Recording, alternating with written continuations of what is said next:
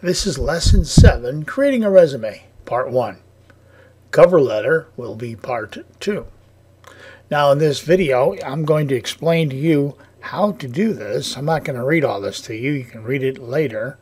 But what I need to do is show you what the resume should look like. Now you're going to have tables or a table, but I need for you to create a table with 4 columns.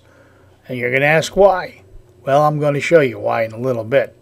However, you'll notice that I also left the lines in so you can see how everything lines up. Now, the reason you need a table with 4 columns is because you may wish to have the middle one have 2 columns or 2 columns inside a table. Hopefully that made sense. And I'll show you how to do that. Not difficult, but you may need that, and that way you can place more things on your resume, because you can see here you have information located in 2 different spots instead of straight down. Hopefully that makes sense. So we'll cover all this with the video. Okay? So please watch carefully, and it will not be difficult, but it might be a little tricky. Okay, the first thing we do is obviously open up a document, a blank one. Then I'm going to click on Insert Table. I'm going to have 1, 2, 3 rows, and I'm only going to put maybe 6 just to start off with, because we can always add to it. Okay? Now the first row we want to merge, and I'm going to do that. And watch what happens. I'm going to hit, after we merge it, I'm going to hit pause and type in, as you do this, type in what goes into each row. That way you won't make a mistake. I'm going to pause so you don't have to watch me type. Okay, I typed in the first 2 rows, and if you look at the copy of the resume I had for you on the handout, I'm going to leave this row blank, and on this row here, I'm going to type in education, but I'm going to merge these 2 together. So I right click and hit merge, and let me pause while I type. Now you'll notice I put education here.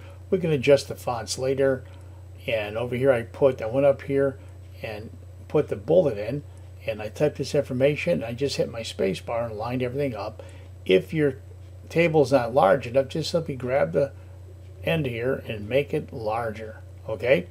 Now the next row is going to be a little bit unique, because in here I'm going to type in areas of study, and this is why we wanted to have 3 columns, and I'll show you what I mean in a minute as I type this up.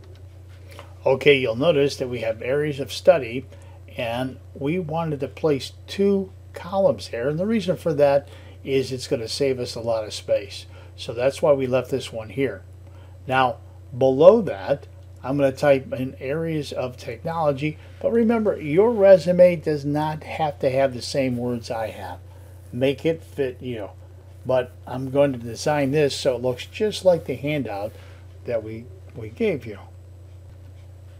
Okay, after you've typed in what's pertinent to you, if you need to, you can simply grab this and move this over just a little bit to give you more room.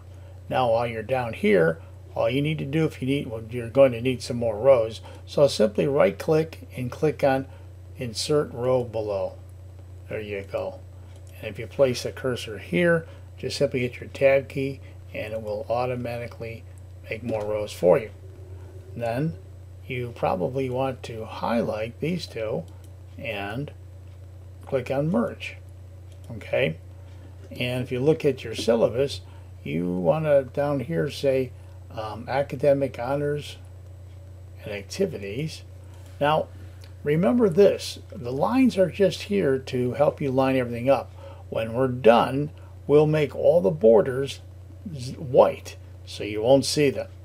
Let me show you real quick, because I know you're nervous about that. I'm going to highlight everything we have here. I'm going to right click, table properties, and you can see borders are black. I'm going to click here and make them white, not gray. Now watch what happens.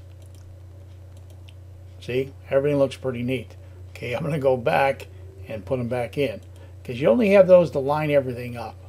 Hopefully that makes sense. All right, let me add some more to this table. Okay, you'll notice we finished them up. Now obviously we have a space here in between, and we put this information in another space to make it nice and neat working experience. The two columns again would help us out to save on space, and another space blank, and references will be supplied upon request. So we just simply merged here, right, and we merged here. Hopefully all of this makes sense. Now remember, what we're going to do here is right click table properties, and we want to get rid of the borders when we're done, and hit OK. So now it's all gone, right? And when you make this a PDF file, this little red line underneath the iStem will disappear, and it looks pretty neat. Now you can put a line underneath there if you like. Just simply take your cursor and highlight, okay, and go up here and put line underneath. And if you want to do the same thing here, that will work. Same basic idea. Line underneath. Okay? So hopefully all that, it's up to you. It's up to you. Hopefully all that makes sense. And then make sure you save it, because you're definitely going to add to this a little bit later on, right, as you get more experience and more things. So this is just an introduction, an example of how to create a resume. Well, hopefully this helps, and thank you for watching our video.